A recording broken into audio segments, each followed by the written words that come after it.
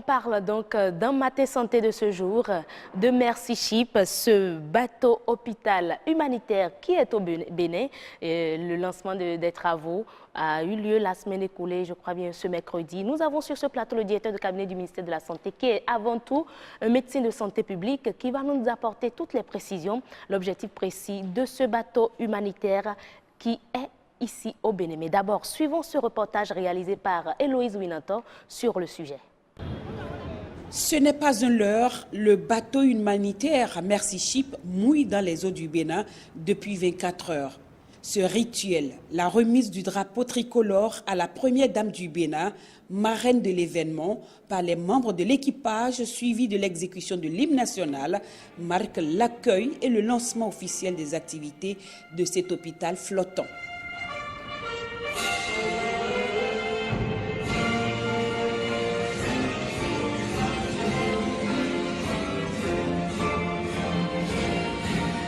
En provenance de l'Afrique du Sud, Africa Merci Ship comporte 5 salles d'opération, 82 lits et plus de 400 bénévoles professionnels de 45 nationalités. Il offre gratuitement des services divers de santé pendant 10 mois.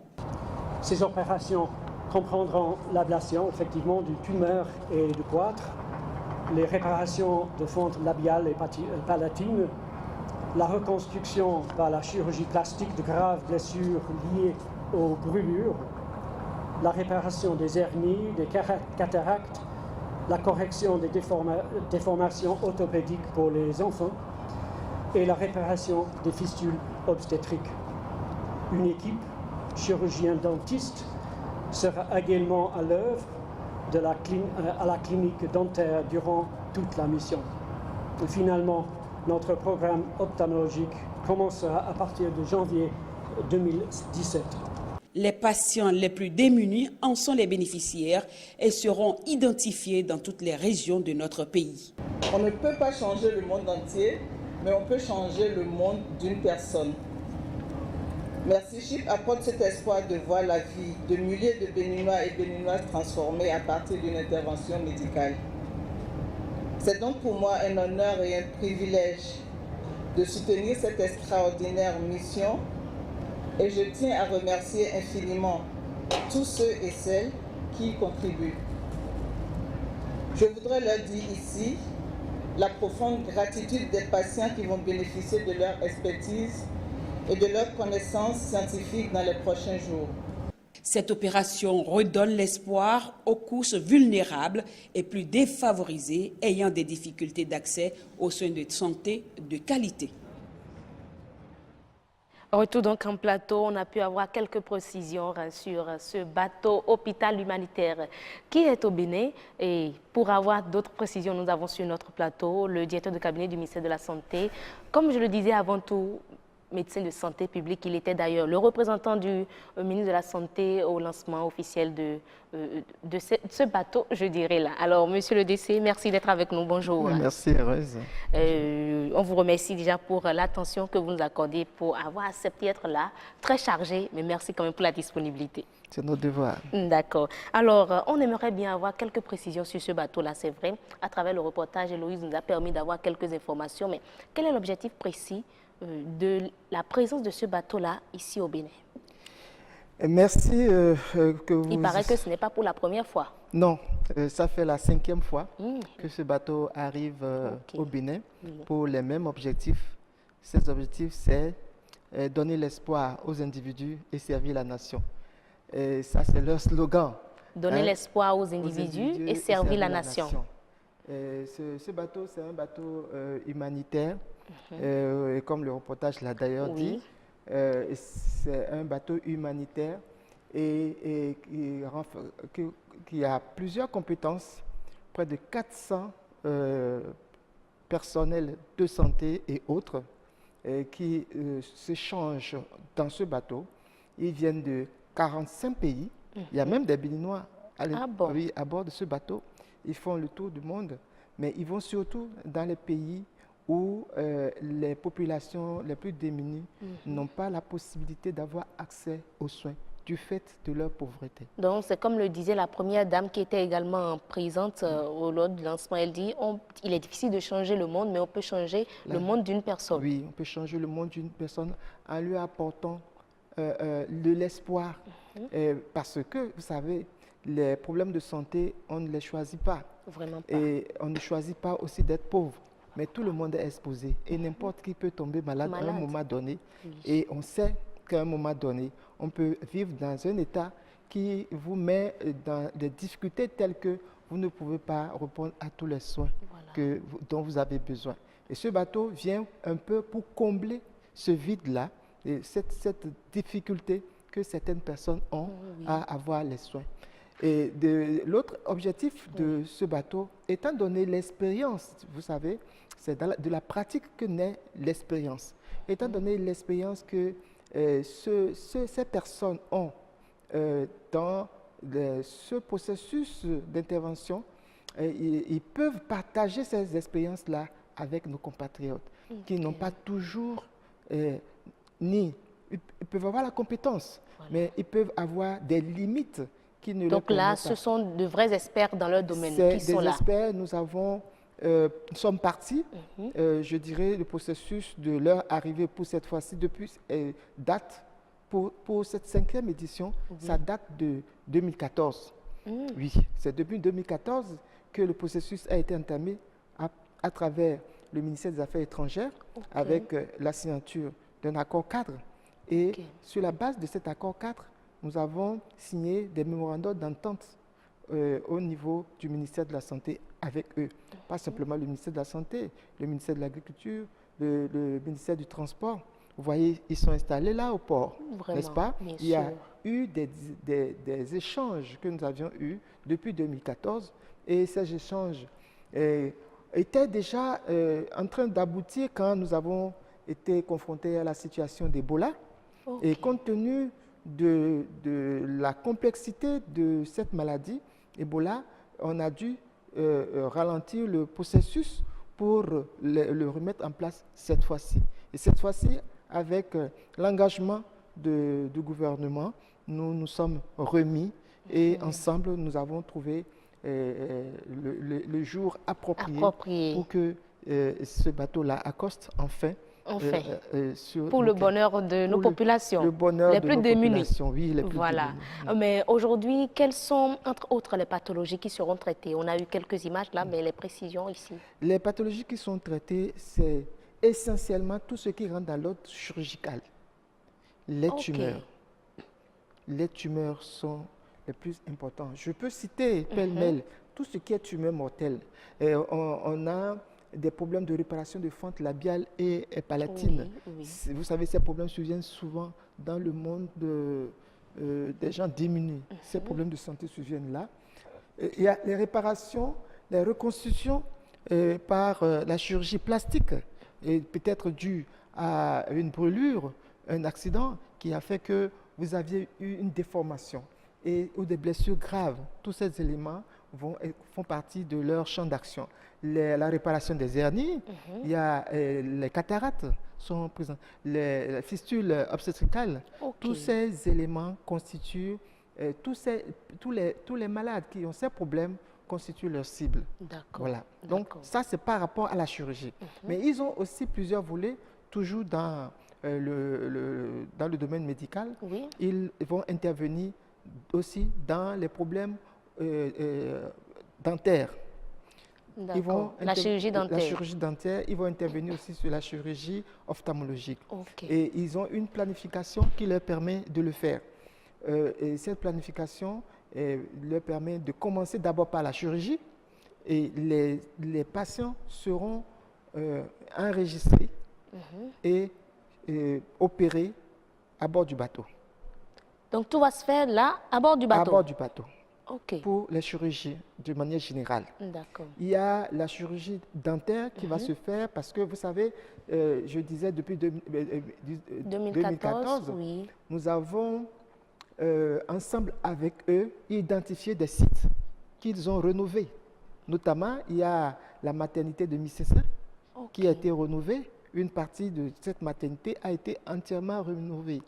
Et il y a le centre de santé de Zogbo. Oui. Une partie de ce centre à enterrement a été reconstruit. Oh, tout à fait. Et ça, ce sont les sites. Ils ont un site d'espoir et qu'ils appellent le site d'espoir parce que après que ces malades aient subi l'intervention à bord du bateau, oui. pour leur suivi, on doit les mettre en sécurité quelque part. Et ce centre où ils vont rester, ça se trouve au centre de santé de Missessin, qui a pris les dispositions pour leur accueil, pour les recevoir après l'intervention. D'accord. Mais le traitement, tout ce qu'il y aura comme traitement va se faire à bord du bateau. D'accord. Et ça, c'est un volet. Et toujours dans le volet médical, il y a un élément important. Ils vont recruter près de 400 professionnels de la santé du Bénin qui vont travailler avec un instant, c'est juste pour la période, pour les 10 mois. 10 mois. Ok, d'accord. 400 oui. Agents de santé, professionnels de santé béninois. Béninois qui vont travailler avec eux. Et ils seront rémunérés? Bien sûr. Ok. Ils auront, d'abord, ils vont travailler avec eux et ils auront la possibilité d'apprendre. Oui. Et par rapport à ceux qui vont apprendre, des contacts ont été pris avec des hôpitaux déjà depuis plusieurs mois. Le processus a commencé. Donc, le gros boulot, je dirais, a été déjà fait en amont. Oui, on a travaillé, je disais, depuis 2014. Si on l'a ralenti un peu, mais quand on est revenu à la charge, après avoir passé la situation de Ebola et tout ça, de la SARS, quand ils sont revenus, on s'est remis au travail et ce travail va se faire de manière méthodique. On avait fait toutes les préparations, les hôpitaux ont été contactés et on leur envoyé des questionnaires, ils ont répondu pour donner leurs besoins en formation et sur tous les plans, surtout sur le plan de la chirurgie et surtout et aussi tout ce qui concerne la stérilisation du matériel. Toutes ces formations, les professionnels de la santé du Bénin vont suivre ces formations. Mais déjà par rapport à ce recrutement-là, ça m'intéresse de ces agents de santé, ça va se faire comment? C'est le ministère de la Santé qui lance le recrutement ou... Non, non, c'est... En fait, ils ont trouvé autre processus. Le recrutement va se faire. Tu sais, c'est des gens particulièrement religieux. Même au plan communicationnel, ils ont choisi que ce soit à travers les mosquées, les églises, les ONG, que la communication se fasse. La communication se passe. Et ils ont mis en place ensemble, on a identifié à l'intérieur du pays des villes par département où les rassemblements vont se faire. Et des Béninois ont été recrutés pour aller faire ce travail-là ensemble avec les agents sur le terrain. D'accord. C'est notamment, si je dois citer ces villes, je dis à Cotonou, là où le recrutement va se faire, c'est le centre Don Bosco. À Cotonou. À Cotonou. D'accord. Et ça va commencer le 24. Dès le 24 août prochain, le recrutement des malades va commencer. D'accord. Et ce recrutement va se tenir du lundi au vendredi, et ceci du 24 au 9 septembre. Du 24 août au 9 septembre, ils vont faire le recrutement à Cotonou. Et dans la même période, et dans les autres départements, on a Aplaroué, la ville d'Aplaroué, dans le Koufo, Pobé dans le plateau, Boyikon dans le Zou, Dassa dans les collines, Parakou dans le Borgou, Natitengu, Djougou, Bemberek et Kandi. Dans toutes ces villes, ils ont des points où ils vont faire le recrutement des malades. Donc, si je vous comprends bien, vous avez dit le 24, comme on est déjà le 24, là, ça démarre aujourd'hui même. Nous sommes aujourd'hui... Le 24 déjà. Ça démarre aujourd'hui. D'accord. Donc, ça démarre aujourd'hui à Don Bosco. Ok, à Cotonou. À Cotonou. D'accord. Et à partir du 7 septembre, ça commence dans les autres villes. D'accord, d'accord. Pour faire le recrutement, les équipes iront sur place, des équipes composées, des spécialistes qui viennent, qui sont de leur équipe et des gens qui sont recrutés pour les accompagner au niveau local. Donc les recrutements vont commencer et ces personnes qui seront recrutées, l'OMS a pris l'engagement avec l'appui de la première dame de transporter ces malades depuis leur ville jusqu'à Cotonou. pour subir. Lorsque on vous aurait identifié comme une personne qui peut bénéficier de cette intervention, alors votre transport est assuré. Et nous voulons alors sur ce plateau remercier le représentant résident de l'OMS pour cet appui et la première dame. Oui, on a compris qu'elle est plus engagée dans le domaine santé. Ça nous réjouit, nous les femmes. Oui, elle est fortement engagée dans ce processus. Alors, donc, ces personnes seront transportées jusqu'au centre, soit de Zogbo ou de Missessin, en attendant leur accès au bateau. Et lorsque on vous identifie, on vous donne un bracelet. Et ce bracelet vous permet d'avoir accès au bateau selon votre programmation. Mais comment iront-ils au port? Comment ça va se faire? C'est toujours... Pour ceux qui sont à Cotonou, le point de rencontre, on le leur dit, parce qu'ils ont le bracelet, et le point, c'est place Lénine. D'accord. En face de la maternité de Missessin. Ok. Alors, lorsque ces personnes arrivent là, il y a une navette qui viendra les chercher là. Le jour où ils sont programmés pour les amener au bateau. D'accord. Donc, après l'intervention, il y a la navette qui les ramène au centre d'espoir pour qu'ils passent leur temps de suivi. Hein, avant de repartir chez eux. Et pour repartir chez eux aussi, les mêmes navettes les ramènent chez eux. Ok, d'accord. Et je voudrais dire avec précision ici que c'est totalement gratuit. Même le suivi aussi? Tout est gratuit. Et à l'hôpital, lorsqu'ils sont hébergés, ils seront nourris? Tout est gratuit. Ah, mais dis donc, c'est une bonne nouvelle. C'est vraiment pour les démunis? Oui, c'est pour les démunis, ceux qui n'ont pas... Mais comment aller, est-ce qu'il y a une manière pour constater voilà, la pauvreté de ces personnes-là? Parce que tout le monde peut venir et dire je suis démuni. Non, on ne sélectionne pas. L'essentiel est que tu aies besoin de cette prise en charge. On te prend en charge. D'accord. Hein? On donne plus l'objectif, la cible première, ce sont les démunis. Mais ce n'est pas pour cela que quand quelqu'un viendra en costume, on va le renvoyer. Encore, il faudrait s'attendre à être en costume malade. Ça, ce n'est pas facile. Voilà. Donc, je pense que c'est vraiment une opportunité pour notre pays. Et surtout pour notre population. Parce cela implique quoi? Ça a plein de gens qui sont malades et parce qu'ils n'ont pas les ressources, ils ne peuvent pas avoir accès à ces soins. Aujourd'hui, ces personnes ont cette opportunité. Et ils sont 400 au moins à être consultés, vous aviez dit? Non. Non, 400 agents de santé à être... Il y a des agents de santé vont être recrutés. Et ces agents vont travailler avec les médecins, là, les agents de santé qui sont arrivés et qui travaillent avec le bateau. D'accord. Et combien de malades sont attendus? Les malades, le nombre des malades qu'on est en train d'attendre sur les 10 mois, on est en train de faire entre 700 et 1000 malades. 700 et 1000 malades. Et la capacité, et cela est possible. Ça peut aller encore plus. Oui. C'est possible que cela dépasse ce nombre que je suis en train de donner parce que ça dépendra de ce que... puisqu'ils vont faire 10 mois. Ils vont d'abord faire la chirurgie en général, les soins dentaires à Zogbo, les soins dentaires essentiellement à Zogbo. À partir du mois de janvier, ils vont commencer les soins liés à la chirurgie ophtalmologique. D'accord. Et les premiers traitements démarrent quand? Les premiers traitements démarrent juste après le recrutement. Le recrutement, donc déjà après ce jour, après l'enregistrement déjà à Don Bosco. À Don Bosco. Et puis jusqu'au septentrion. Oui. Après cela, ça démarre. Ça démarre, la prise en charge commence au niveau du bateau. D'accord. Oui. Et parlant des malades, quelle est la tranche d'âge acceptée? Est-ce que tous ceux qui ont ces problèmes de tumeurs et problèmes des yeux ou des dents, quel que soit l'âge, sont acceptés à être traités?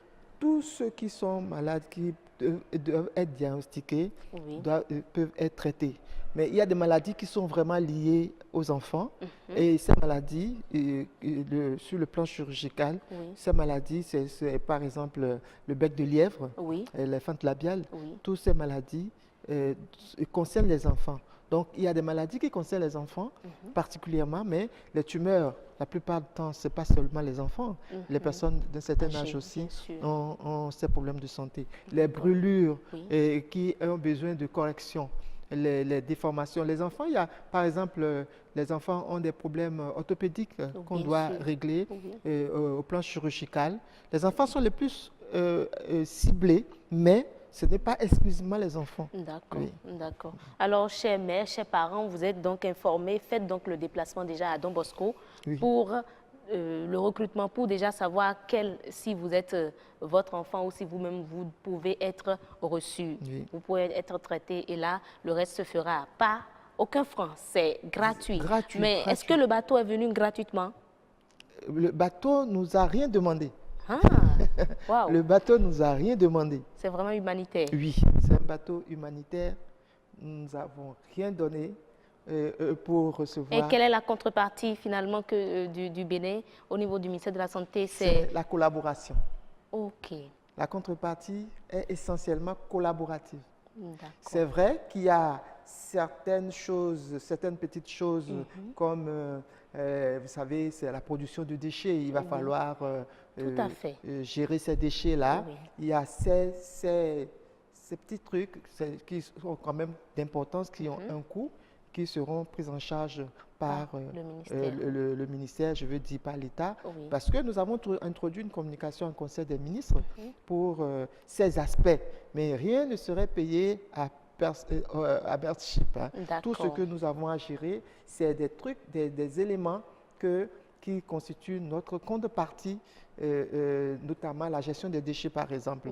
Donc voilà, ce sont ces aspects qui sont les plus importantes choses que nous devions intervenir. En tant qu'État. Mais est-ce qu'il y a un contact qu'on peut donner aux populations, ceux qui nous suivent aujourd'hui, pour rappeler, avoir plus de précision?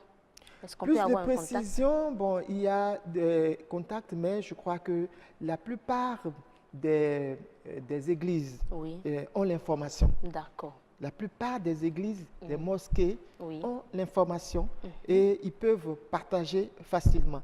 Et il y a des dispositions qui sont prises au niveau local pour ce qui est de l'intérieur, pour les orienter vers les endroits où ces sélections vont se faire. Je venais de citer ces villes-là. Dans ces villes, il y a des équipes en collaboration avec les autorités locales de ces villes et les formations sanitaires publiques de ces villes où les populations peuvent bien aller pour avoir les informations. D'accord. Et pour terminer, j'aimerais bien que vous rappeliez déjà ces villes qui ciblées pour la sélection. Pour la sélection, je disais qu'à Cotonou, c'est le centre Don Bosco qui se trouverait à Zobo. Je crois que tout le monde connaît dans la ruelle de Pythagore, quelque chose comme ça. Et ça va se faire du 24 août au 9 septembre. Au 9 septembre, à partir du 7 septembre. Et puis ça se fait le lundi au mardi, les jours ouvrables. D'accord. Le lundi au vendredi, les jours ouvrables. D'accord. Et à partir du 7 septembre, dans les villes d'Aplaroué, Pobé, Boyikon, Dassa, Parakou, Natitengu, Djougou, Bembereke et Kandi, les mêmes choses, les mêmes sélections vont se faire sur place et lorsque les malades seront identifiés, ils seront convoités par une navette qui va les amener jusqu'à Cotonou pour qu'ils soient programmés. Enfin, après leur programmation, ils vont être hébergés au centre d'espoir qui se trouve à Mississé et de là, ils iront le jour de leur intervention, ils iront sur le bateau. Après l'intervention, on va les ramener pour le suivi. D'accord. Oui. Merci beaucoup, monsieur le directeur du cabinet du ministère de la Santé et médecin de santé publique pour la disponibilité encore. Merci d'être passé. Merci de nous avoir suivis, de nous avoir accordé votre attention. Mais déjà, dernière information avant de prendre congé de vous. Dans la rubrique Matin Santé, pour vous qui avez suivi, on parlait de ce navire hôpital Africa Merci qui a accosté au Bénin, je dirais au quai de Cotonou, pour un service de terrain de 10 mois. Pour les précisions, pour avoir plus d'informations, on vous propose d'appeler le 61 98 97 73, le 67 75 01 65. Alors le 61 98 97 73 pour plus d'informations, car c'est une information qui vous sera utile. C'est un hôpital humanitaire qui est au Bénin. Vous aurez, je dirais, le plaisir d'y assister, vous qui souffrez de tumeurs et autres problèmes dentaires comme ophtalmologiques.